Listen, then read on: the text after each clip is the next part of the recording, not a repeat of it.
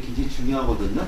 그러니까 우리가 어떻게 절에 와서는 예절을 좀 지켜야 되는가, 그거를 좀 공부하겠습니다. 그래서 우리 쉬지 않고 30분까지, 11시 30분까지 하고요. 그 다음에 자리를 저 법당으로 옮겨가지고 실제로 우리가 한번 절한 거 실습도 좀 하고 그러겠습니다. 그래서 오늘 우선 이걸 통해서 하는데, 우리가 보통 예절이라고 하게 되면요. 예절이라고 하게 되면 예자가 이렇게 씁니다. 이렇게 쓰는데, 요게 옛날에 예라고만 그랬죠. 그래서 중국에는 이제 예만 따로 하는 그런 경전들도 있습니다.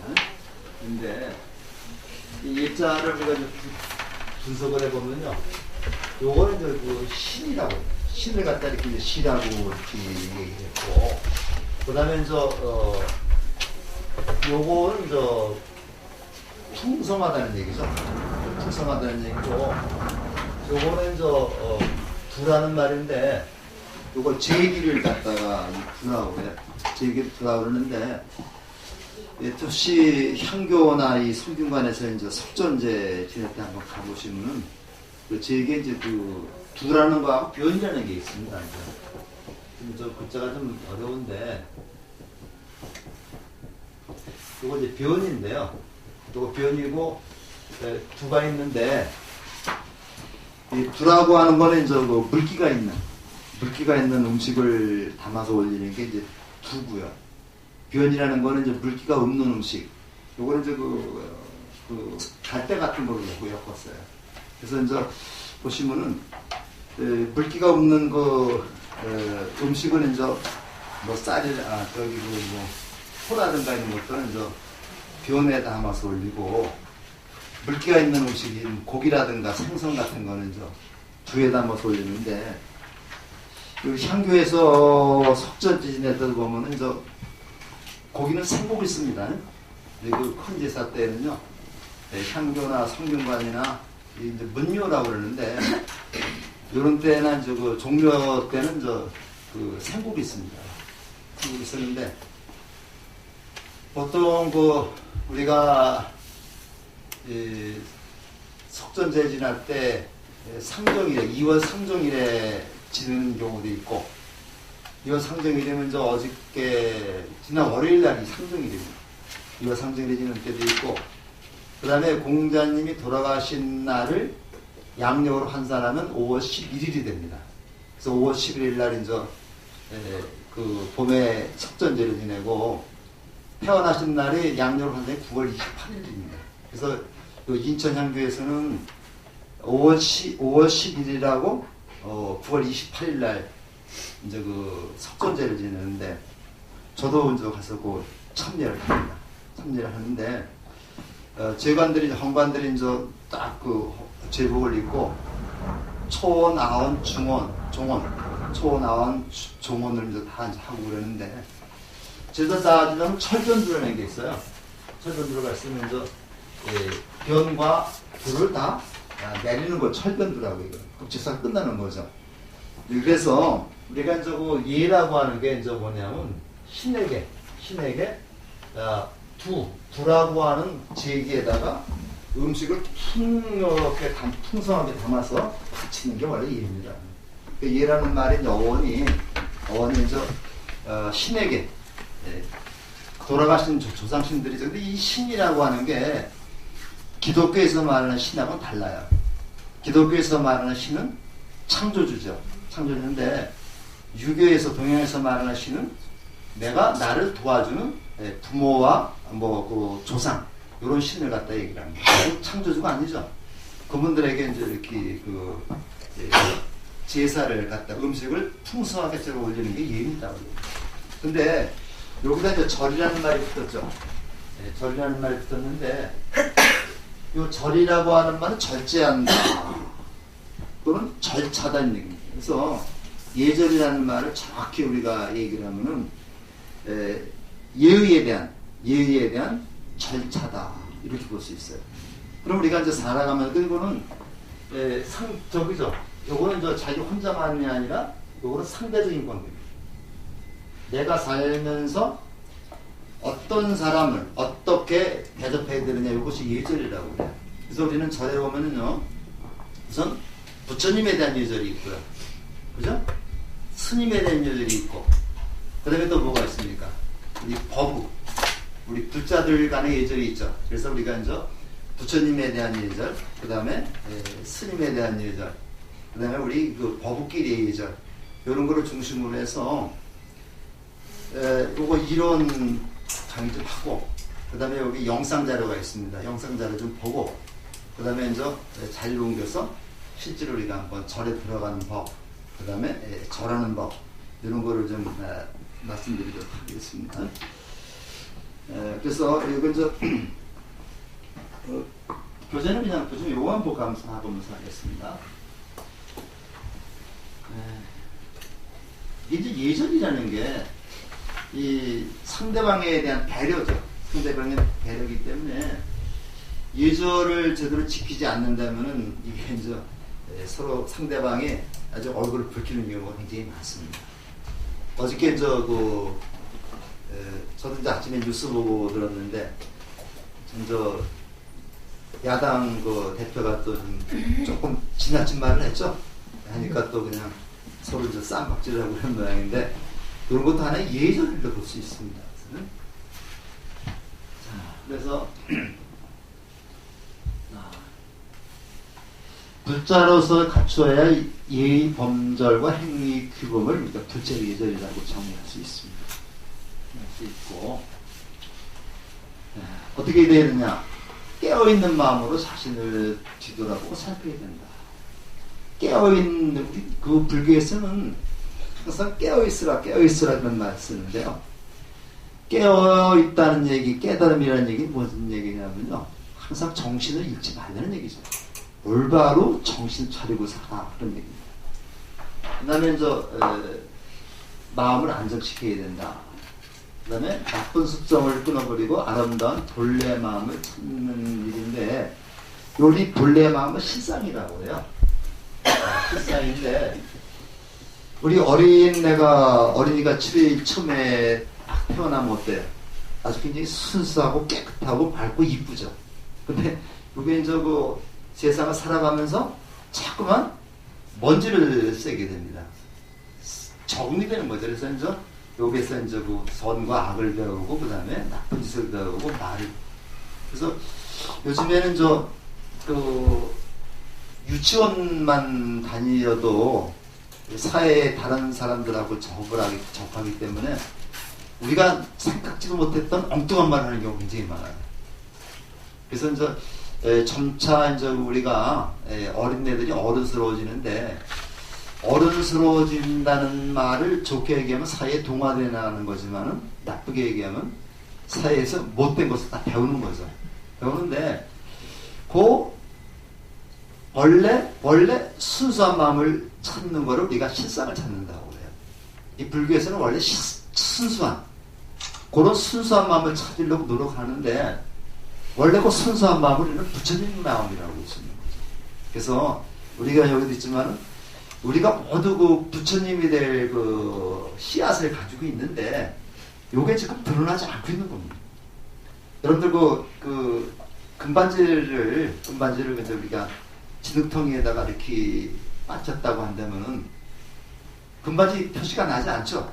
그래서 요거를 꺼내서 깨끗이 닦으면 금이라는 모습이 들어갑니다. 그것이 실상이고, 이것이 우리가 가지고 있는 부처님의 씨앗이다. 여기 지금 숨어 있는 겁니다, 지금. 이 부처님의 실상, 그 씨앗이 숨어 있어요. 그래서 요거 부처님을 열애라고 드리죠. 그래서 요거 부처님의 그러한 그 모습이 내 마음속에 숨어있기 때문에 그런 것을 우리가 어려운 말로 열애장이라고 해요. 열애의 씨앗이 감춰져 있는데, 요거를 드러내서 우리가 이제 부처님처럼 행동하면 되는 거죠. 그리고 제일 중요한 게 이제 이겁니다. 나가서 나를 낮춰야 돼요. 나를 낮추고 모든 존재는 부처님처럼 존중해야 된다. 이게 가장 중요한 건데, 나를 낮추는 것이 나를 낮추는 걸 하심이라고 그래. 그렇게 하심이라고 그러는데, 하심이라고 하는 말은 굉장히 말은 잘해요. 말은 잘하는데 이걸 실천을 못하고 있는 겁니다. 나를 낮추기 위해서는 최소한 내가 이렇게, 근데 비굴하게 낮추는 게 아닙니다. 상대방을 이해하고 포용하고 존경한다는 마음으로 내가 나를 낮추는 거지, 내가 비굴하게 낮추는 건 아닙니다. 이제 나중에 또 말씀을 좀 드리겠습니다만은, 절에 가다 보면은 그 누각을 지나가게 됩니다. 가서 항상 모든 그 전통적인 사찰은 다 그게 있어요. 이렇게 이제 그 다리를 지나서 이 주문을 들어가서 이제 가다 보면 누각이 있습니다. 가서 이렇게 누각이 있는, 누각은 이제 2층으로 된 집은 누각이라고 해요. 누각이라고 그러는데 거기 누각에 따라서 이름이 많습니다만은 2층에는 강당이 있고 이제 1층에 뭐 보면 여러 가지 뭐 상품도 짓고 그러는데, 그거 지나가면 계단 올라가게 되죠. 계단 올라가면 바로 그 계단 넘어가면은 뭐가 나오면 법당이 나오거든요. 근데 계단을 올라갈 때 이 높이가 굉장히 낮아요. 절에 가보면 그걸 느낄 수 있을 겁니다. 그러니까 실제로 우리가 한번 절에 가 보면 되는데, 계단 올라가면 머리가 달 것 같아요. 일부러 낮게 만든 겁니다. 이게 달 것 같으니까 어떻게 해야 되겠습니까? 머리 숙이게 되죠. 일부러 머리 숙이고 가라고 일부러 그걸 낮게 만든 거예요. 이렇게 절의 건축물을 보면요, 어느 것 하나 그냥 엉터리로 만든 게 없고 다 그러한 그 이유가 있어 만든 거거든요. 그래서 이제 거기 낮추면서 법당 앞에 가면서 스스로를 낮추라고 하는 그런 식으로 하고 있어요. 이 부석사라고 해서 그 영주 부석사 유명한 그 절이 있죠. 아주 굉장히 유명한 그 부석사에 있는데, 그 무량수전을 앞에 가기 위해서는 그 안영루라고 하는 그 계단을 가거든요. 근데 무량수전이 이렇게 있으면은 여기에 이제 그 탑이 있습니다. 탑이 이렇게 하나 있는데, 요 올라가면서 여기 그 계단 올라가면서 보이면은 요런 이렇게 보입니다. 진짜 보면서 탑 요쪽으로 다 보여요. 요쪽 가운데로 보이지 않고 요쪽으로 보이면은 사람이 어디로 가게 됩니다. 오른쪽으로 가게 되죠. 그러니까 오른쪽으로 가라는 그런 표시들이 이렇게 만들어놨어요. 그래서 이거는 우리가 그냥 지나치는데, 실제로 부석사 한번 저는 가면서 그걸 항상 확인하거든요. 보면서 그렇게 건물을 그렇게 배치함으로써 자연스럽게 사람들을 그런 쪽으로 유도하는 그런 내용도 있습니다. 그래서 자리를 낮추면서 모든 존재를 존중해야 되겠다. 그래서 남을 배려하고 이해하는 방법 중에서 칭찬하는 방법도 있고요, 상대방을 칭찬하는 방법도 있고, 그 다음에 상대방을 칭찬하지 않더라도 자기 자신을 그 사람을 낮추면 되는 거죠. 이거 두 가지 방법이 있는데, 뭐 불교에서는 뭐 칭찬도 하겠습니다만은 특히 하심이라는 말, 자기 마음을 한없이 낮추는 겁니다. 낮추는데, 이걸 낮추는 걸 마음을 비운다고 해요. 근데 말로는 마음을 비웠다 하는데, 요 비웠다는 말이 입에서만 비운 거지 가슴으로 비우는 게 아니죠. 그래서 불교는 항상 실행을 할 수 있어야 됩니다. 자, 그 다음에 이제 본격적으로 이제 우리가 예절을 보는데, 차수라고 하는 거는 요게 차수입니다. 요게 차수인데, 요게 기본 자세입니다. 절에서는 항상 오면은 편안하게 요렇게입니다. 요렇게이고 요렇게도 괜찮습니다. 편한 대로 하세요. 요거를 유교 집안에서 그걸 공수라고 해요. 똑같은 말입니다. 유교 집안에서는 우리가 공수라고 얘기합니다. 공수라고 말하는데, 이 공자가 손을 마주 잡을 공자입니다. 이게. 그래서 요게 유교 집안에 가면 거기서는 엄격해가지고, 남자는 왼손이 바깥으로 오고, 여자는 오른손이 바깥으로 오고, 그래서 남자는 왼손이 바깥으로 옵니다. 그래서 이렇게 해서 요거 손은 이렇게 해서 보이지 않게 이렇게 하는 거고, 여자는 반대로 합니다. 근데 이거는 경사 때 얘기고요. 흉사 때는 또 반대예요, 이게. 흉사 때는 남자가 이렇게 오고 여자가 이렇게 옵니다. 그래서 흉사 때하고 저기는 또 반대가 되는데 불교적에서는 그거 따지지 않습니다. 편한 대로. 자기 습관대로. 그래서 저는 하다 보면 항상 이게 왼손이 바깥으로 와야지 편해. 근데 어떤 사람은 또 오른손이 바깥으로 오는 게 편합니다. 그래서 원칙은 남자는 왼손이 바깥으로 오고 여자는 오른손이 바깥으로 오는 건데 이거는 불교에서 따지지 않습니다. 근데 저기 가면 향교 쪽 가면 이거 처져 있다. 처져 있다. 그리고 걸음도 그냥 이렇게 함부로 걷지 않습니다. 이런 상태입니다. 그래서 오른손이 여기는 저 바깥으로 맞죠? 그래서 이거 차수라고 해서 이거 기본 자세입니다. 절에 가서 걸을 때는 항상 이런 자세로 걷는 겁니다. 법당에 가서도요. 법당에 가서 이제 앉았을 때 합장을 하는 게 아니라 이렇게 하는 거예요. 앉아서도 마찬가지로 차수라는 겁니다. 차수에다가 합장하십시오 할 때 합장하는 겁니다. 절에 가면 법당에 가면 무조건 합장하는 그건 아닙니다. 그건 이제 부처님보다 예를 합장하는 거다. 그래서 이렇게 차수는 이렇게 돼서 가장 기본적인 자세고요. 이게 너무 위로는 안 되죠. 편안하게 하시면 돼요. 한번 이따 저 법당 가서 한번 해보죠. 자, 단전 부분에 이제 되는데 이제 꼭 단전이라고 편안하게 하면 되겠습니다. 너무 처지면 안 되고요. 합장입니다. 그래서 요 장자가 손바닥 장자죠. 그래서 손바닥을 마주하는데 두 손을 마주대서 합하는 인사법이다. 예, 가장 많이 쓰는 예법이고 너와 내가 둘이 아니라는 의미인데 요 손이 무슨 손이에요? 요 손이? 요 손이 무슨? 오른손, 바른 손. 그러니까 옳다, 바르다 그런 얘기죠. 옳다, 바르다. 요 손은요? 왼손이니까 상대적으로 요거보다 격이 떨어진다는 얘기입니다. 그래서 우리가 보통 그 오른손을 부처를 상징합니다. 부처님을 상징합니다. 왼손은 중생을 상징합니다. 그러면 오른손하고 왼손이 하나가 되면 뭐예요? 부처와 중생이 하나다. 중생과 부처가 둘이 아니다. 이런 평등 사상이 여기 내포되어 있습니다. 아시겠죠? 근데 합장을 할 때 우리가 주의해 볼 게 이게 벌어지면 안 됩니다. 이게 벌어지면 안 되고 좀 붙여야 되고 이거 다 붙여야 돼서 아주 편안하게 근데 여기 처지면 안 됩니다. 처지면 안 되고 절을 할 때도요. 절을 할 때 보면 이게 같이 이렇게 되면 안 되고 사실은 절을 할 때 요건 요렇게 요건 선 상태에서 요렇게 돼야 되고 여기 사이는 주먹 하나 들어갈 정도가 주먹 하나 들어갈 정도가 근데 이제 요렇게 딱 붙이는 경우도 있고요. 요거를 조금 해서 여기 연꽃 봉우리거든요.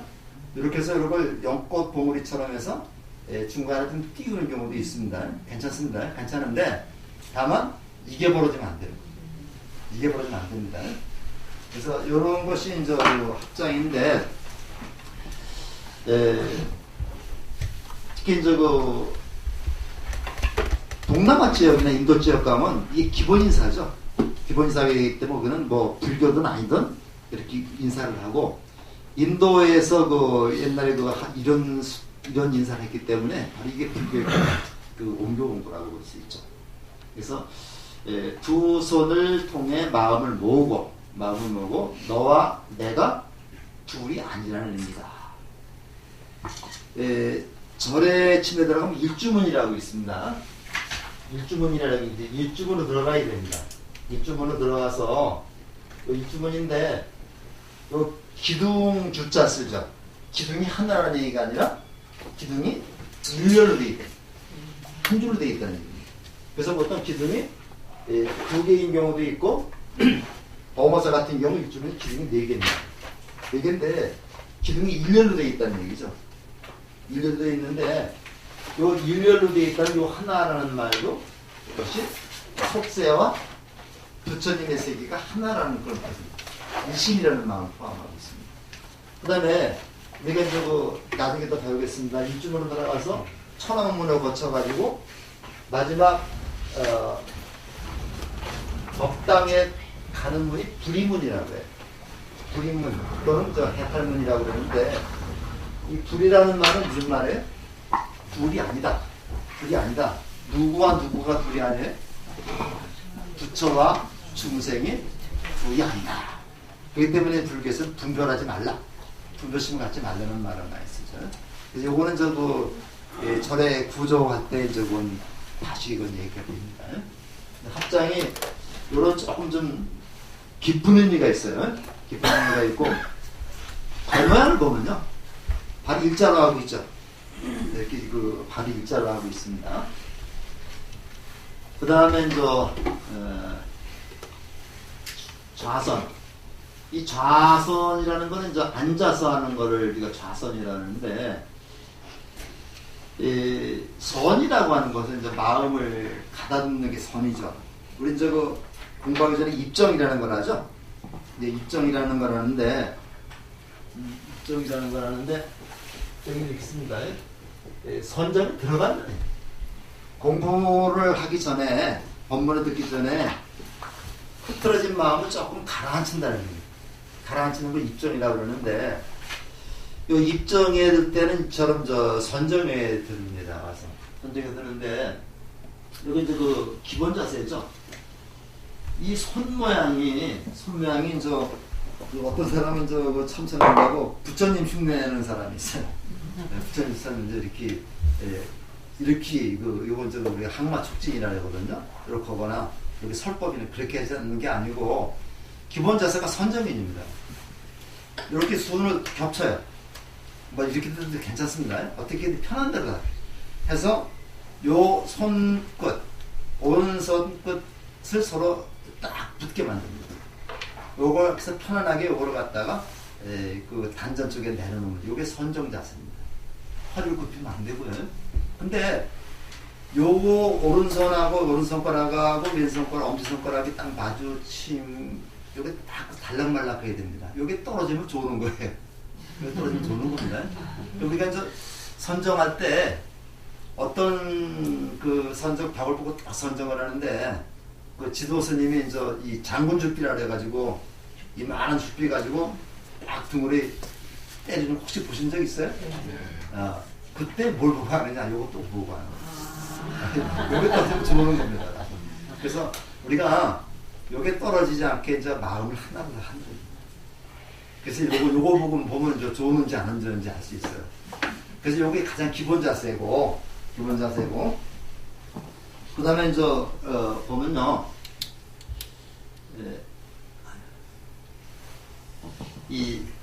요건 결과부자라고 그래요. 요건 반가부자라고 그랬죠. 뭐가 달라요?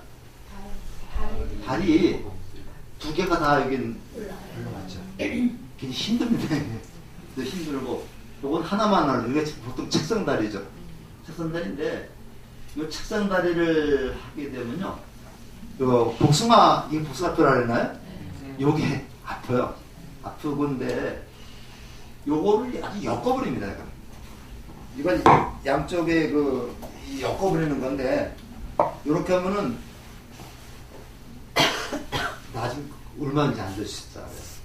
근데 지금 살이 찌신 분이거나 이런 분들은 되지 않습니다. 저도 결과부자는 되긴 되는데, 습관이 안 붙어가지고, 한 30분 정도 제가 한번 결과부자에 앉아봤더니, 옆구리고, 허리고, 뭐가 다 아프더라고요. 근데 사실 이게 올바른 자세입니다. 그래서 억지로 이렇게 하지 마시고요. 우리 그냥 반가부자로 해서 이렇게 하시면 되겠고, 이 이걸 좌복이라고 그래요. 방석으로 좌복이라는데, 좌복을 좀 오래 선정해서 좌복을 좀 두툼하게 깔아야 됩니다. 이게 좌복이 얇으면요, 금방 오래 못 앉았어요. 근데 우리 절에는 좌복이 스펀지로 되어 있습니다. 이게 좋은 게 아니거든요.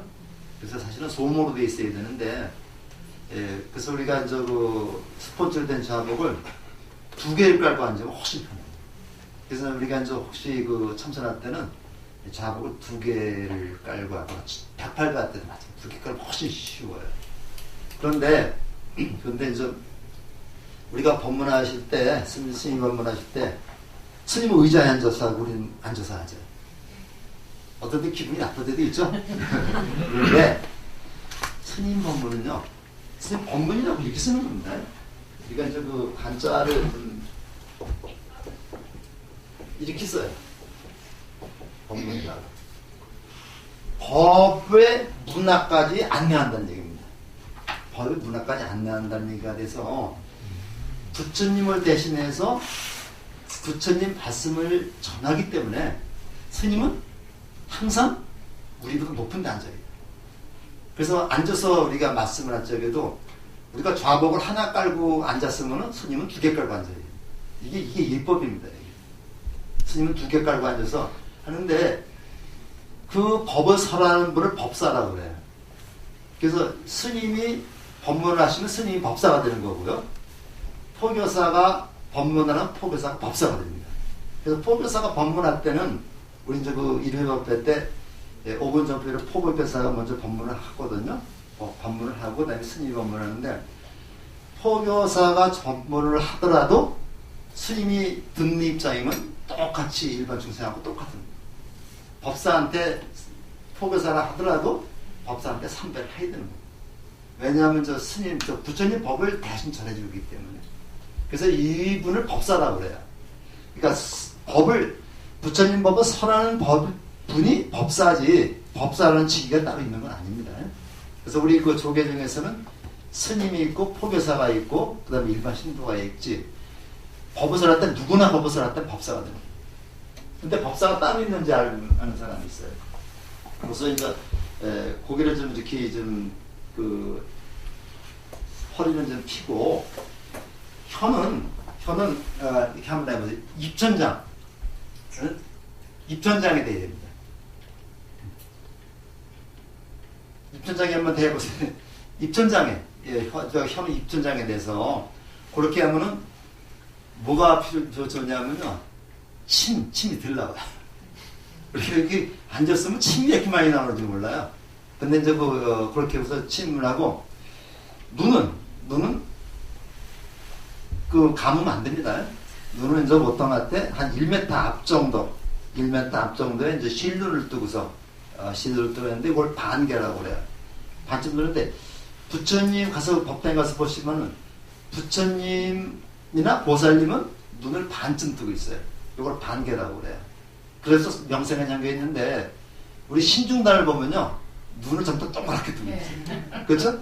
그거는 부처님 말씀을 하나라도 빼놓지 않고 다 듣겠다는 얘기입니다.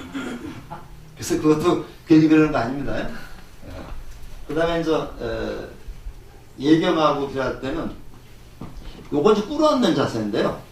꿇어앉는 자세인데 요것도 이따 가서 한번 시범 보이겠습니다만은 그 예경하거나 특히 그 예불 할 때 이때는 꿇어앉으세요. 예불에 꿇어앉아야 되는데 우리가 이제 저 법당에서 저기를 할 때 예창함을 할 때 이제 쭉 행사를 하면서 이제 그 부처님한테 그 예참이라 그러죠. 그 이제 지신 김영례 또는 지신 정례 공양하면서 이렇게 이제 그 같이 공양을 올 때 절하는 게 있어요. 요때는 꼭 꿇어 앉아 있다가 이제 그걸 같이 절을 해야 됩니다. 여기서 꿇어 앉는 법이고 요마고 말고 우리가 수계를 받거나 좀 큰 행사 때는 장계 합장이라는 게 있어요. 여기 나와 있습니다만은 장계 합장 또는 호계 합장이라는 겁니다. 장계 합장 그다음 호계 합장이라고 그러는데 그럴 때는 이 꿇어앉은 상태에서 이 무릎을 이거 피는 겁니다. 이거 이제 피는 게 이제 그 호계 합장이고 요거를 편하게 해서 여기다 얹어놓는 게 이제 꿇어앉는 자세가 되겠습니다. 그래서 이제 우리 부부사가 왔으면 좀 조교 들어서 할 텐데. 자, 법당 가서 한번 절할 때 이 절을 많이 해야 되죠. 절이라는 건 뭐냐면요. 자기를 한없이 낮추는 게 절입니다. 한없이 낮추는데 불교 신사들 하나다. 삼보에 대한 얘기가 상대방을 존경하는 마음의 표현으로서 가심하는 방법으로서 자기는 한없이 낮춘다. 낮추기 위해서는 어떻게 됩니까? 우리 그 5군데가, 우리 몸에 5군데가 땅에 닿아야 됩니다. 그래서 언제 닿아요? 이마가 닿아야 됩니다. 이마가 닿고 양쪽 팔꿈치가 닿고 양쪽 무릎이 닿아요. 5군데를 땅에 대서 상대방에 대한 존경의 마음을 표시하기 때문에 이걸 우리가 오체투지라고 해요. 오체투지. 그래서 우리가 절할 때는 절에서 절을 할 때는 오체투지가 기본입니다. 이것만 갖고 부족해요. 이것만 갖고 부족하기 때문에 우리가 오체투지한 상태에서 접종례라고 그래서 접종례라고 해가지고 손을 뒤집습니다. 뒤집어가지고 이거를 그대로 올려요. 근데 이걸 여기까지 올리는 사람이 있는데 이걸 귀밑까지 올려야 됩니다. 이거를 이제 귀밑까지 올리는데 요걸 이제 우리가 접종례라고 그러거든요. 그래서 하는데 이 접종례는 부처님의 발을 받들어 올린다는 얘기입니다. 내가 부처님의 발을 받들어 올리듯이, 발이라는 건 뭐예요? 그 사람의 가장 밑에 있는 게 발이죠. 그걸 불듯 올리듯이 나를 낮추면서 당신을 공경하겠습니다. 이런 얘기입니다. 이마가 닿고 이렇게 해서. 근데 보통 그 절에서는 그 절을 몇 번 해요? 보통 3배수로 합니다. 3배수로 하는데, 요거는 여러 가지 얘기가 있습니다만 가장 기본적인 얘기는 우리가 우리 상규위에서 먼저 누구 했는데, 거룩한 부처님, 거룩한 가르침, 거룩한 승가. 요거는 삼보라고 해요. 삼보. 3가지 보물입니다. 3가지 보물이기 때문에 삼보에 예경한다는 의미에서, 불법 승 삼보에 예경한다는 의미에서 3배를 한다고 보는 게 가장 많은 그 설입니다. 두 번째는요, 우리 그 불교에서 지나친 욕심, 이걸 탐심이라 그러죠. 지나친 욕심, 네, 화내는 것, 이걸 진애라고 합니다. 진애. 그 다음에 그 어리석음, 요걸 우리가 무명이라고 말하는데, 지나치게 욕심 부리는 것, 그 다음에 화내는 것, 화내고 성나는 것, 그 다음에 이건 나중에 말씀드리기 때문에 적지는 않습니다. 그 다음에 어리석음, 요걸 우리가 약해서 탐진치라고 그래요. 한자로 얘기해서 그 탐진치를 삼독. 탐진치를 우리가 치를 우리가 삼독이라고 해요. 이 독이라는 거는 사람을 죽이는 게 독이죠. 사람을 죽이는 독입니다. 근데 이 탐을 없애기 위해서는 어떻게 해야 되느냐? 계를 지켜야 된다. 계를 지키면요, 규율을 지키면은 지나친 욕심 부리지 않게 돼요. 그 다음에 요 성내는 걸 고치기 위해서는 마음을 가라앉히면 됩니다. 정해요. 그 다음에 어리석음을 쓰기 위해서는 지혜로워야 되겠죠. 그걸 해라고 합니다. 그래서 개정의 거를 삼학이라고 해요. 삼학이라고 해서 요거는 중생의 마음입니다. 탐진지는 중생의 마음이고 개정에는 부처의 마음입니다. 우리가 요런 마음을 요런 마음으로 바꾸는 게 수행입니다. 이게 수행이에요. 그래서 요 개정의 탐진치의 삼독을 개정의 삼학으로 바꿔서 우리가 부처가 되는 길을 가려고 하는 게 우리가 그 수행이기 때문에 개정의 삼학을 갖다가 나타내기 위해서 3배를 한다고 얘기합니다. 그 2가지가 가장 일반적인 얘기입니다. 그래서 우리가 혹시 예불을 나중에 예불도 배우겠습니다만은, 예불을 친히 시작할 때는 계향, 정향, 해향, 계향, 정향, 해향, 해탈향, 해탈지견향 하거든요. 그래서 계정의 삼학이 그렇게 중요한 겁니다. 그래서 3배를 하는데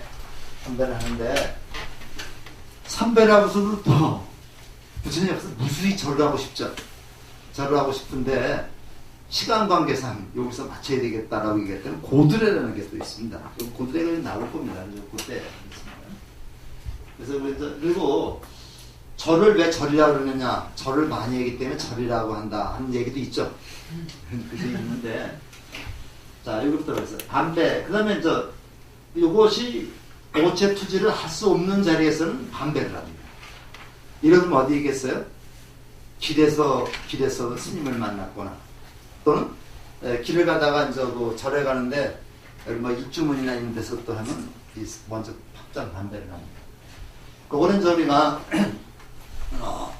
이게 허리를 60도 각도 정도가 요 정도가 좋습니다. 이게 우리 그 합장한 손이 처지지 않고 있죠. 요새 60도 없는데 옛날에 한번 그 전에 그 정치인들 사이에서 뭐 90도 인사 나온 적이 있었어요. 90도 인사 나온 적이 있었는데 그러면 90도는 좀 올바른 인사법이 아니고 일반적인 마찬가지입니다. 60도로 해서 간단하게 이렇게 좀 허리만 굽혔다 펴는 거지 그냥 뭐 90도를 꺾어서 하는 건 그렇게 글쎄 뭐 장난삼아서 할지 몰라서 좋은 방법은 아니죠. 그래서 이거는 저자가 숙인다는 얘기입니다. 머리를 숙이기 때문에 이거를 합장저두 이렇게 얘기합니다.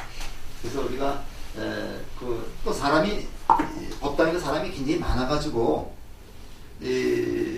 오체투지하기 어려울 때는 이렇게 합장저두로 할 수도 있습니다. 그 다음에 고드레하고 유언반배가 나오는데요.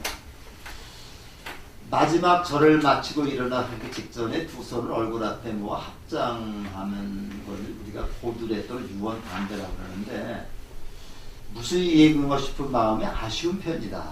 내가 부처님 앞에 그냥 계속 절을 하고 싶은데 시간 관계상 안 되겠어요.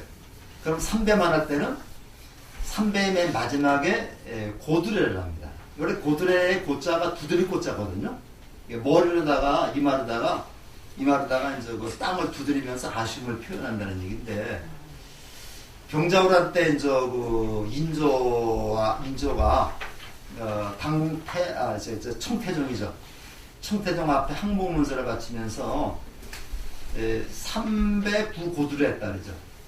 3번 절하면서 한 번 절하고 3번 이마다가 이 머리를 짓지는 겁니다. 이게 고자가 두드릴 고자입니다. 이게 두드릴 고자하고 그러니까 그 인조가 한 번 절하고 3번 머리를 조아리는 게 아니라 그걸 짓지는 겁니다. 얼음판 위에서. 그 다음에 또 한 번 절하고 또 짓지고 해가지고 여기 이마에 뭐 피가 맺혔다 뭐 그런 얘기가 있죠.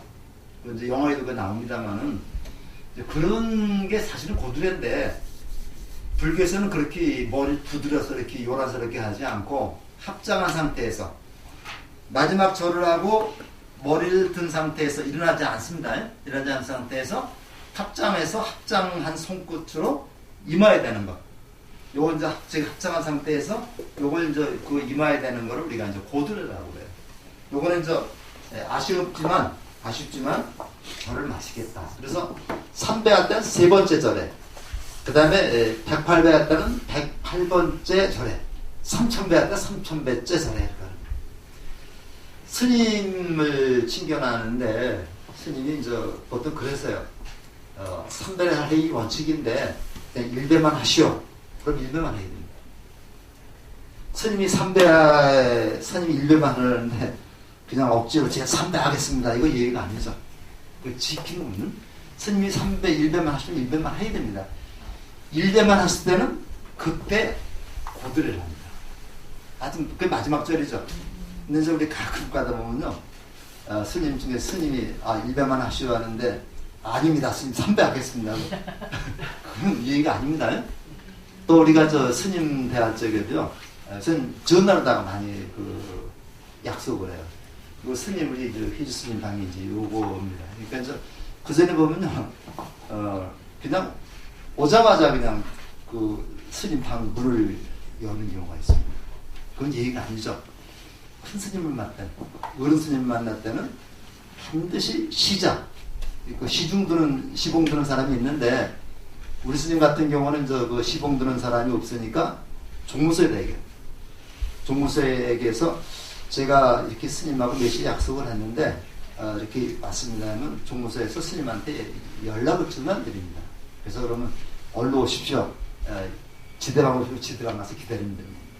그래서 절대로 스님하고 전에 약속했다고 해서 그냥 눈 벌컥벌컥 이러면 안 돼요. 스님도 사생활이 있죠? 사생활이 있습니다. 사생활이 있는데 보살님들이 눈 벌컥벌컥 이러면 안 되는 거죠. 그래서 사실은 학교에서도 그렇지만은 스님이 보살님을 챙겨놨더니 반드시 문을 열어놓고 하는 거예요. 문을 열어놓고 하는 거예요. 그래서 이제 그 학교 대학에서도 교수가 그 여제자하고 상담할 때는 문을 열어놓고 하는 거예요. 이거 괜히 닫아놓게 오해받기 있잖아요. 요즘 같은 데 더 하죠. 그래서 스님한테 할 때 특히 보살님들 굉장히 주의해주시고 요새니까 그냥 보살님이 스님 모시고 그냥 막 차 운전하면서 다니는데 사실 굉장히 좋지 않습니다. 보살님 두 분이 가신 데면 낫네. 이거 남녀관계 스님도 남자하고 남녀관계에 이거 말로 할 수 없는 거잖아요. 그래서 굉장히 조심을 해야 되는 겁니다. 자, 그 다음에 사찰 입구나 일주문 앞에서는 합당 반대한다. 항상 그 사찰 입구나 일주문 앞에서 합당하는데 일주문이 이렇게 있으면요 다른 사람의 통행에 반짝이 방해하지 않도록 한쪽 곁에 서서 합당 반대합니다. 3배를 하도 좋습니다만은 그냥 바쁘면 1배만 하면 됩니다. 그 다음에 또 절에 가다 보면요 들어가다 보면은 보통 오른쪽이나 왼쪽에 그 부도전이라고 있어요. 이 스님들의 살림 모셔놓은 게 부도죠. 그러면 거기까지 올라가지 않더라도 그쪽을 향해서 합장 반대를 하고요. 탑을 만나게 되면요. 탑에는 뭘 모시는 거예요? 원래는 스님의, 부처님의 사리를 모시는 게 탑입니다. 근데 사리가 많이 없으니까 거기다 경전 같은 거 모셔놓거든요. 우리 여기 있는 탑도 이제 거기다가 이제 우리 신자들, 우리 불자들이 쓴 그 사경 같은 거 다 모셔놨어요. 그렇기 때문에 부처님하고 똑같이 우리가 대접을 해요. 그래서 그 탑에서도 항상 합장 반대, 3배를 그렇게 하고요. 탑을 돌 때는 항상 오른쪽으로 돕니다. 시계 방향으로. 우리가 뭐라 그랬어요? 이게 오른쪽이 그 조금 신성하고 부처라고 했죠? 그렇기 때문에 왼쪽으로 돌고 오른쪽으로 항상 이쪽 오른쪽에 탑을 향하도록 그렇게 하는 겁니다. 근데 이게 반대로 도시는 분도 있는데 그러면 안 됩니다. 그 다음에 천왕문, 부리문. 그러니까 우리가 일주문 들어오고 금강문 들어오고 부리문 들어오고 천왕문 들어오고 부리문 들어오고 올 때마다 들어올 때마다 이제 이렇게 절을 하는 겁니다. 그 다음에 탑돌이는 반드시 오른쪽으로 시계 방향으로 해야 됩니다. 그 다음에 법당 예절입니다. 지금도 잘 들면 법당에 들어설 때는 중앙문, 좌우, 양쪽 문이나 측면의 문을 이용한다. 가운데 문은 어간문이라고 했어요. 여기는 함부로 출입하지 않습니다. 두 가지 경우에만 두 분만 출입할 수 있어요. 어간문에는. 첫 번째는 그 절에 가장 어른 되시는 스님. 어른 되시는 스님. 우리가 보통 보면 우리 절에 해주 스님이고 그 다음에 큰 절에 가면 조실 스님이나 그 방장 스님 같은 분이 있습니다. 나중에 다 배울 겁니다. 그분만 다니죠. 다른 스님들은 다니면 안 됩니다. 또 한 사람이 다 들어갈 수 있는데 그 부처님한테 맞이 올릴 때 맞이가 밥입니다. 우리 밥인데 맞이 올릴 때는 그 어간문으로 들어가요. 딱 두 사람만 들어가는 겁니다. 그러니까 맞이 올리는 그 보살님은 부처님한테 밥을 드리는 분이기 때문에 대단히 존경스럽습니다. 영광입니다. 우리가 보면서 법회 보면은 맞이 이렇게 모시고서 들어오시는 분이 있죠. 안양문 보살님.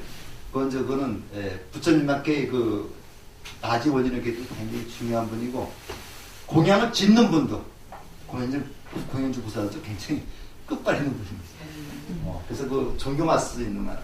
그러니까 어간문에 그렇게 들어갈 수 있다는 거니까. 그 다음에 법당 열고 부처님의 합장하면 합장을 들어섰는데 들어설 때 합장을 합니다. 근데 여기 이제 이게 불단이고, 또 이게 법단이고 그러면, 이쪽은 무슨 쪽이 됩니까, 방향이? 모든 것은 이제 그, 부처님을 중심으로 해서 방향을 잡습니다. 그러니까 이쪽은 왼쪽이죠. 왼쪽이고, 저쪽은 오른쪽이죠. 그래서 항상, 절에서의 방향은 부처님을 중심으로 해서, 제사님들도 마찬가지죠. 윗배를 중심으로 해서 행동백서가 나오죠. 윗배를 중심으로 해서 우리가 보기에는 오른쪽이 동쪽이 됩니다.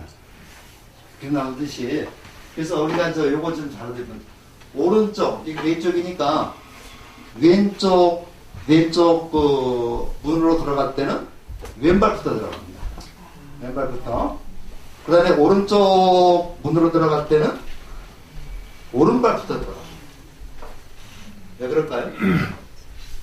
얘가 여기서 이제 오른쪽에서 오른발부터 들어가야 내가 가슴으로 부처님을 안고 들어가. 근데 왼쪽부터 들어가면 부처님을 등지게 되는 거죠. 이따 한번 좀 해보세요. 부처님 오른쪽으로 들어가서 그냥 부처님을 안고 들어가는 거고, 왼발부터 가면 부처님을 등지고 들어가는데, 이게 항상 방향이 부처님을 중심으로 하는 거다. 그래서 그딴 문에 들어가서 불단하면서 합장한다. 부처님 모신 데를 우리가 상단 또는 불단이라고 그래요. 그 다음에 신중 모신 데가 있죠. 여기를 중단 또는 신중단이라고 말해요. 신중단이라고 말하고, 늦게 모신 데 있죠. 여기는 하단 또는 영단이라고 합니다. 부처님 모신 상단에는 층이 3층으로 되어 있어요. 불단이 3층으로 되어 있습니다. 가서 확인해 보시면 됩니다. 그 다음에 신중단에는 불단이 2층으로 되어 있습니다. 영단에는 불단이 1층으로 되어 있어요. 우리가 이제 먼저 절을 할 때는 어떻게 절하느냐? 상단에 절을 합니다. 상단에 3번 절을 하고, 중단에 3번 절을 하고, 하단에 3번 절을 합니다. 만약에 촛불을 켤 때는요, 촛불이나 향을 켤 때는 상단에 먼저 켭니다. 상단에 켜고, 중단에 켜고, 그다음에 하단에 켭니다. 나올 때는 불을 꺼야 되겠죠? 불을 끌 때는 반대입니다. 하단 불을 끄고, 중단 불을 끄고, 마지막으로 상단 불을 끄는 거예요. 이런 건 우리가 기본적으로 아시겠죠? 그래서 우리가 이제 방향 들어갈 때 내 방향이 아니라 부처님을 중심으로 해서 이제 방향을 찾는 겁니다. 그렇기 때문에 부처님 중심으로 해서 왼쪽이 먼저 돼요. 왼쪽이 항상 동쪽이 됩니다. 왼쪽이 항상 동쪽이 되는 거고, 오른쪽이 항상 서쪽이 되는 거죠. 동쪽과 서쪽으로 볼 때 어디가 우선입니까? 해가 뜨는 게 우선이죠. 그래서 우리가 이제 얘도 삼정승에도 영의정이 있고 좌의정이 있고 우의정이 있어요. 좌의정이 우의정보다 한 단계 높습니다. 서열이. 그래서 이제 우리가 그렇게 나오는 거고, 그 다음에 이제 해가 뜨는 때가 새로운 시대니까 우리가 이제 옛날에 왕이 될 세자를 동궁이라 그랬죠. 동궁. 근정전에 동쪽에 항상 세자가 머물 집이 있었기 때문에 동궁입니다. 서궁은 어때? 서궁은 이제 짓는 거죠. 그러니까 왕이 들어가 죽을 때 서궁으로 갑니다. 서궁이 덕수궁입니다. 그래서 왕은 이제 옛날에 왕이 돌아가실 때는 서궁, 덕수궁에 가서 이제 임종을 맞이하는 게 원칙입니다. 그 다음에 나올 때도 마찬가지로 합장 반대를 합니다. 그냥 한 번만 해도 괜찮아요. 향 올리는 법. 여기 봤죠? 합장 반배하고 불단 앞에서 우선 합장 반배한 다음에 가서 향을 올리는데, 향을 이 기준으로 여기 있으면은 이렇게 이제 이게 향이라고 하면은 가운데 잡습니다. 가운데 잡은 다음에 이걸 받쳐요. 이 손으로 받칩니다. 받쳐서 불을 붙인 다음에 가지고 예의를 표한 다음에 다시 해서 이거를 가운데 꽂는 겁니다. 그래서 이런 식으로 해가지고 했는데, 이거를 받치는 건 아마 그런 것 같아요. 손떨림을 방지하기 위한 것 같습니다. 그래서 항상 붙여가지고 이마에 올리고, 집에서도 마찬가지지만 향을 끌 때는 입으로 불을 끄지 않죠. 흔들어서 끕니다. 흔들어서 끄거나 아니면 예, 바람 이거를 끄거나 그렇게 합니다. 요즘에는 저기 불끝대, 예, 불끝대 향도 붙이면서 이렇게 이제 흔들어서 끄죠. 예, 그 다음에 예불 예절. 부처님에게 예를 올리시는 식으로서 예불이라는 게 굉장히 중요한데, 우리 절집안에서는 하루에 3번 예불을 올립니다. 새벽 예불이라고 해가지고 아침 원래는 3시 반에 3시 반쯤 올리는 게 새벽 예불입니다. 그래서 우리 그 BTN 불교 방송이나 BBS에서는 보통 한 6시쯤 올리죠. 그건 새벽에 보지 않기 때문에. 스님들이 보통 일상을 보면요, 새벽 3시에 일어나요. 새벽 3시에 일어나서 이제 세수를 하는데, 오염을 피하기 위해서 뭐 비누 같은 거 사용하지 않습니다. 그 다음에 이제 3시에 이제 그 도량성이라고 해가지고요, 도량을 풀어주는 그게 있어요. 도량인데 이게 저기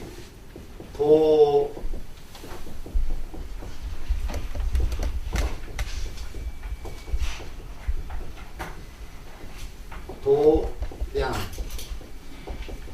요거 장자인데요. 불교 수행 장소라는 뜻으로 쓰잖아요. 참다 도량이라고 있습니다. 요거 도장이라고 있지 않습니다.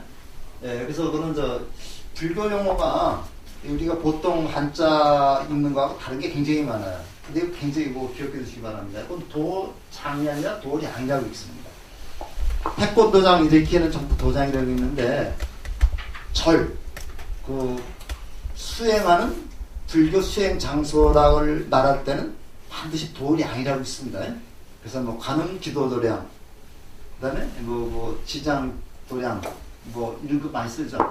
도량이라고 있어요. 도량성이라 해서 보통은 삼라만생이 새벽 3시 반쯤 깬다고 그래요. 그래서 삼라만생을, 모든 식물을 깨워주는 그런 의식이고 도량석이라고 그래요. 보통 이제 천수경 같은 걸 이제 하면서 스님이 이제 목탁을 치면서 그 다음에 천수경 같은 경전을 외우면서 천천히 도량내를 다 돌아다닙니다. 돌아다니면서 이제 다 깨우면은 깨운다는 얘기는 활동할 수 있게끔 만들어준다는 얘기죠. 박남수 선생의 이제 아침 이미지라고 하는 시가 있어요. 그 시 보면 이제 밤이라고 하는 것이 만물을 다 감싸고 있다가 새벽이 되면 풀어준다는 얘기가 나옵니다.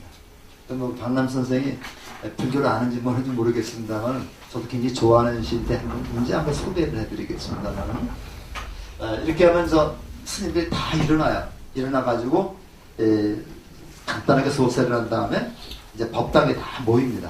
가서 무릎을 꿇고 쭉 있으면 이제 시간이 되면 이제 그 종도 치고 범종도 치고 하면서 그 다음에 이제 예불을 하는데, 새벽 예불에는 물을 올립니다.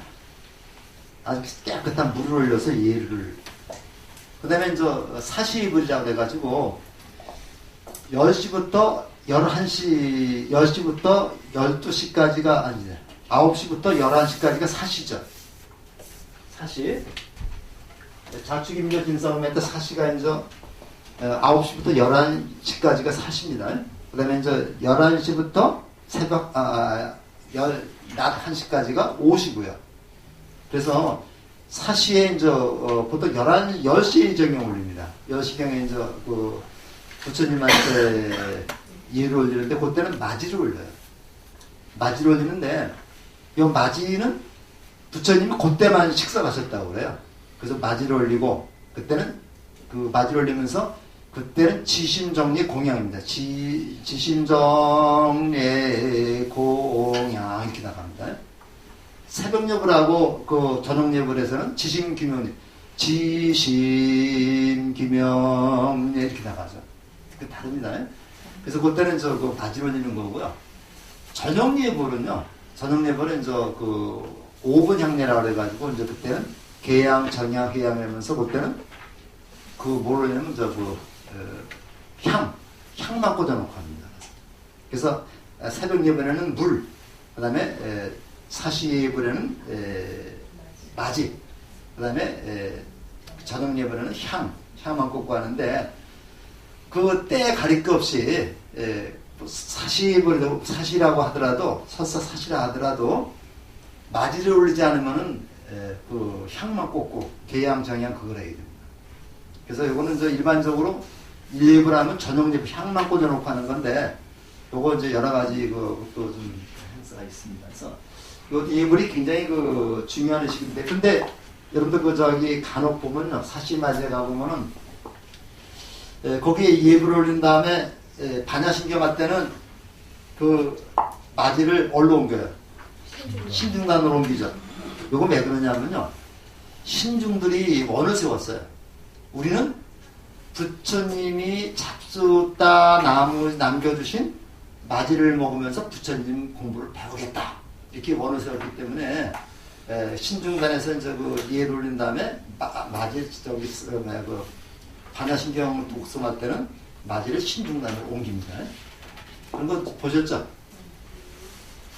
그 다음에 어간을 엿다 들어가서 안 된다는 얘기고 새벽 예불은 저 새벽 3시경 불암까지 안 일어난다. 세준다. 뭐 이렇게까지 말을 하면 안 됩니다. 무건으로 하고 모든 신호는 목탁으로 신호를 합니다. 목탁으로 이제 일어나라, 절해라. 요 목탁에 맞춰 다 하는 겁니다. 그 다음에 이제 뭐 경전 읽을 때는 또 뭐 이렇게 신호 보내는 게 있습니다. 우리 반야신경 앞쪽에 바로 하지 않고 딱딱딱 7번 한 다음에 그 다음에 반야신경 들어가죠. 그러면 경전이 있겠다는 얘기입니다. 이거는. 자, 그 다음에 가정에서도 역시 자. 그래서 옛날에는 저 가정에 이제 저기를 모시지 말라고 했는데요. 불상을 모시지 말라 그랬는데 모셔도 괜찮습니다. 근데 그 저만이라는 게 있어요. 눈을 뜨게 하는 저만이라는 게 있는데 간혹 이제 어디 그 절에 가면 행사 때 저만식 할 때가 있는데 저만식 할 때는 저 부처님의 얼굴을 좀 더 가려놨다가 요거를 이제 붓으로다가 눈을 그려놓습니다. 그래서 요거를 이제 벗겨내는데 그때부터 저만식을 해야지 예배 대상이거든요. 우리 저 거기는 저를 다 저만식을 했기 때문에 절을 하는 건데 저만식 하기 전에는 절을 하는 게 아닙니다. 그래서 이제 저만식 한번 기회 있으면 한번 가보시면요. 이렇게 불상을 다 가려놨다가 여기 스님이 이제 붓으로 딱 이렇게 눈을 그려놓습니다. 이제 그거는 형식을 취하는 거죠. 그러다가 이제 걷어내면 그때부터 절을 하는 겁니다. 그래서 집에서 불상을 모실 때 저만식을 한 불상을 모셔놓게 되면요. 반드시 예불을 올리고 아침, 점심, 저녁 예불을 올리고 근데 저만식을 하지 않은 불상을 그냥 우리가 모셔놓으면 저만식 예불을 안 해도 괜찮아요. 그러니까 아침, 점심, 저녁 때마다 예불을 할 수 있는 자신 있는 사람은 스님 모시다가 저만식을 하시고 그렇지 않으면 그냥 그 불상을 모시는 거예요. 그래서 저도 가서 자신이 없어가지고 그냥 불상만 하나 모셔놓고 있는데 거기서 그 저만시가 되면 가서 다 목탁 싹 우리는 그걸 못하니까 그냥 그래서 아마 옛날에 그 스님들이 이제 그 아마 불상 모셔오지 말라고 그러는 것 같은데 그건 괜찮습니다. 공양인 저그 향초, 꽃, 쌀, 차, 과일인데 여기 육법 6가지 이걸 육법 공양이라 해가지고 우리는 저거 부처님 오신 날 행사 때 한복 곱게 차려입은 분들이 나와서 육복 공양을 합니다. 그 다음에 삼륜 청정할 때 공덕이 있다. 삼륜이라는 거는요, 보시할 때 얘기인데요. 보시하는 사람, 보시를 받는 사람, 보시하는 물건, 세 개가 다 깨끗하게 된다는 얘기죠. 이때 공덕이 있는 겁니다. 보시하는 사람, 보시를 받는 사람, 보시하는 물건, 이 세 가지가 깨끗할 때 공덕이 있다. 그러니까 삼륜 청정이라고 그래요. 그러니까 이제 내가 좀 나쁜 말로 도둑질해서 얻은 거는 갖다 바쳐도 공덕이 없는 거죠. 그러니까 이제 그런 걸 물어봐서. 그 다음에 음식 공양은 이제 바로 공양과 상 공양이 있는데 이게 바로 공양인데 우리가 이제 한번 한 5월이나 6월쯤에서 이 바로 공양 실제로 실습 한번 해봅니다. 실습 한번 해보면은 이렇게 이제 의식을 갖추면서 요거 이제 밥 먹기 전에 이제 밥을 들고서 이제 괴성을 이루는 그런 과정입니다. 상공양은 우리가 일반적으로 밥상 놓고 쓰는 건데, 요거 바로 공양은 거의 안 해요. 근데 이제 우리 이제 그 입문반에서는 한번 이건 실제로 요거 밥그릇이 4개죠. 4개 갖다 놓고 실제로 이거 실습합니다. 여기는 저 음식 찌꺼기가 나오면 안 돼요. 나머지 음식 찌꺼기까지 깨끗이 닦아서 어떤지 마셔야 됩니다. 그 다음에 이제 스님의 대화 때 예절입니다. 마주볼 반대한다. 길에서 만났을 때 그 스님을도 부처님처럼 우리가 똑같이 공경하게 되겠고요. 그냥 서로 그 나이가 어리다 그래서 그냥 막 반말하고 하면 안 돼. 나이가 어려도 스님은 스님입니다. 스님은 스님 대접해줘야 되는 겁니다. 그 다음에 기도 스님 만나 합전 반대한다. 실내에서는 기본적으로 3배입니다. 3배인데 스님이 1예만 하면 1배 하는 겁니다. 그 다음에 이제 제거벌자 사이에는 이제 숙면이라는 이제 무슨 법은님, 남자는 거사님, 여자는 고사님으로 많이 칭하고 있는데, 이걸 안 하니까요. 이 법명을 쓰지 않으니까, 남자 이제 그 여자들 고사님 같은 경우는 누구 엄마 이렇게 하는. 근데 굉장히 그 듣기 좋지 않은 말이고요. 법명은 이제 내가 이 다음에 부처가 됐을 때 그 부처의 내 이름. 내가 만약에 내가 나중에 부처가 되면 나는 시명불이 되는 겁니다. 그래서 항상 우리가 법명을 불러준다는 얘기는요, 상대방을 부처님으로 존중하겠다는 얘기입니다. 그래서 뭐 형님인 것보다도 우리 법명이 이렇게 있고요. 그러면 이 법명을 듣게 되면 마음가짐이 달라져요. 그리고 그 공양이라고 하는 말을 쓰는데, 공양은 부처님에게 올리는 게 공양입니다. 우리가 서로 부처님처럼 밥을 먹자는 얘기죠. 합장반 마찬가지입니다. 이게 참 안 되더라고요. 이거 좀 많이 해야 되는데 이게 참 안 되는데, 이거는 이 다른 종교에서 이걸 잘하고 있어요. 이 사실 경조사가 이게 잘 돼 있는데 뭐 갈등이 안 생길 수는 없죠. 참여하고 용서하고 수용해야 그냥 보면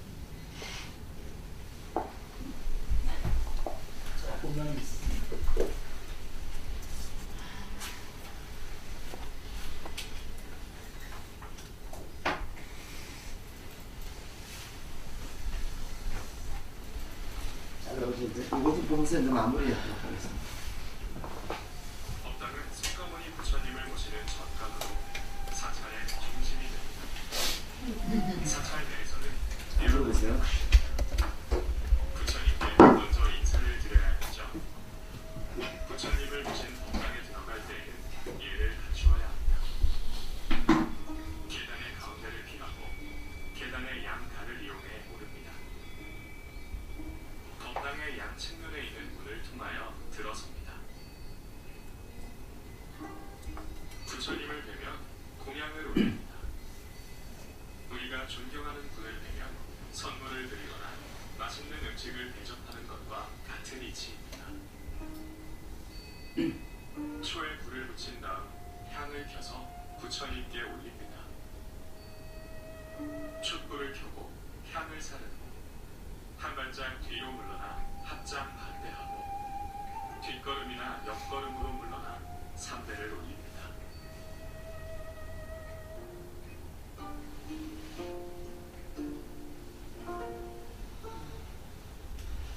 여기서 제가 빠쳐놓은 게 있는데, 저기 할 때는요, 향이 나올 때는 한 반발짝 뒤로 물러서서 이렇게 합장하는 겁니다. 바로 하면 안 되겠죠? 그 다음에 붙일 때도 합장을 하고 앞으로 가서 이렇게. 정정한 공간이 사찰이기도 합니다. 전통 사찰에 가면 일주문이 있는데 이곳에서부터 속세와 사찰의 경계가 시작됩니다. 천안문은 동서남북 사방을 지키는 후법신으로 불법과 사찰을 보호하며 사람들에게 이익을 베풀어준다. 천왕문 앞에서 합장 반대로 예를 올리고 시간이 허락할 때는 각각의 사천왕님에게도 합장으로 예를 올립니다. 천왕문을 조금 물러나면 구리문이 모습을 드러냅니다. 구리문은 해탈문이라고도 불리는데요. 구리는 둘이 아니라는 의미입니다. 너와 내가 둘이 아니고 선과 악이 둘이 아니며 삶과 죽음 역시 둘이 아니라는 의미를 담고 있습니다. 구리문에 들어설 때도 합장 반대합니다. 이제 구리문을 지나면 청정한 부처님의 세계가 눈앞에 젖게 됩니다. 이 문들이 많죠?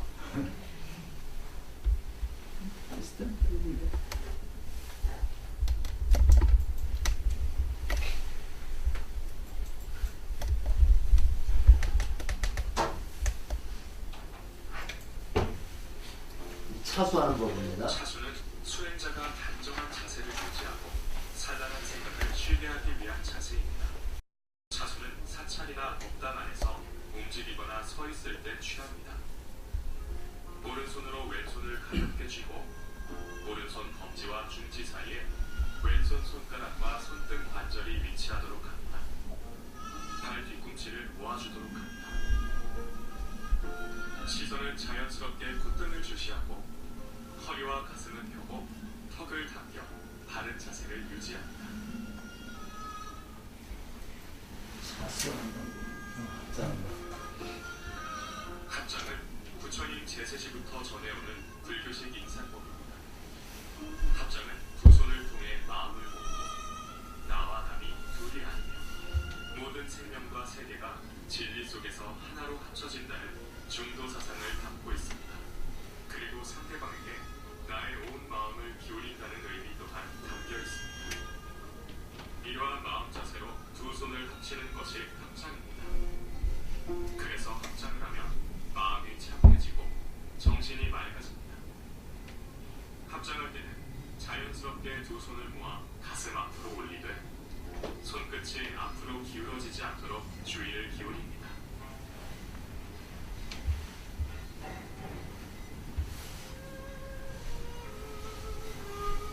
좌손은 안과 밖으로 마음이 동요되지 않는 공부를 통해 자신의 본래 모습을 보는 선의 자세를 읽었습니다. 좌선에는 반가부자와 결가부자가 있습니다. 반가부자. 좌복의 뒷부분을 접어 엉덩이 쪽을 높게 하고 좌복 위에 앉습니다. 오른발은 사타구니 안쪽으로 깊숙이 붙여놓고 왼쪽 다리를 반대편 허벅지 위에 올려놓습니다. 반대 순서로 진행해도 무방합니다. 손 모양은 양손을 포갠 뒤 양엄지를 살짝 갖게 합니다. 손을 포갠 순서는 다리를 포갠 순서대로 따릅니다. 오른발이 왼발 밑에 있으면 오른손바닥 위에 왼손바닥을 포갭니다. 이것을 법계 정인 혹은 선정이라고 합니다. 결가부자. 결가부자는 왼쪽 다리를 오른쪽 허벅지 위에 올려놓고 동시에 오른쪽 다리를 왼쪽 허벅지 위에 X자 형태로 올려놓는 자세입니다. 손 모양은 반가부자와 마찬가지로 다리를 포갠 순서에 따라 양손을 포개고 법계 정인을 짓습니다.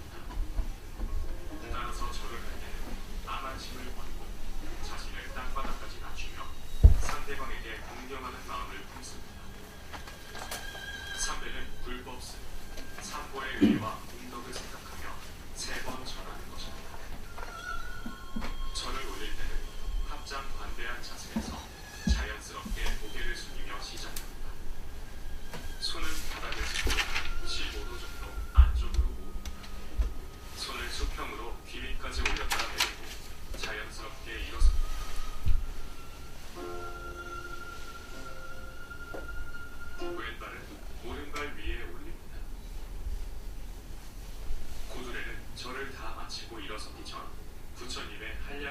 자비심을 생각하면서 지극한 마음으로 한 번 더 머리를 조아리는 예정입니다. 우체투지한 상태에서 고개를 들고 두 손을 얼굴 앞에서 모아 합장하는 것으로 고조례를 마칩니다. 스님을 실내에서 만나면 3배로 인사를 드리고 1배만 하라고 하면 한 번만 전합니다.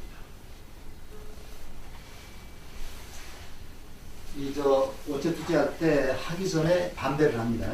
하기 전에 반배를 하고 끝나고 나서 또 반배를 하는 겁니다. 이거 반배를 무수히 많이 하게 돼요. 이게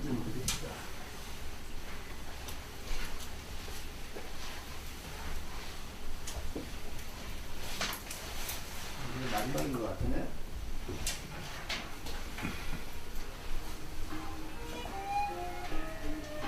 이거 봤나요? 물고사님이 되신 거룩한 곳이며 진리의 복음 그러면서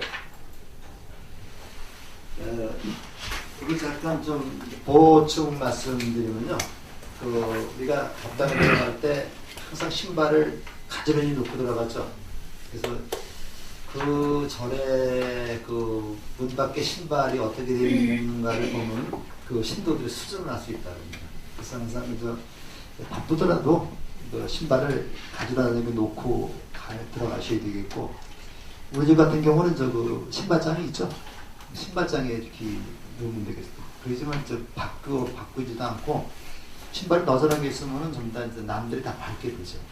그렇게 하고 촛불을 켜거나 그 다음에 향을 꽂을 때는 먼저 합장을 하고 나서 한 발짝 앞에 가서 붙인 다음에 한 발짝 뒤를 물러서 가지고 다시 합장하고 하는 건데, 옛날에 우리가 신하들이 왕을 가서 접견할 때도 그렇게 했죠.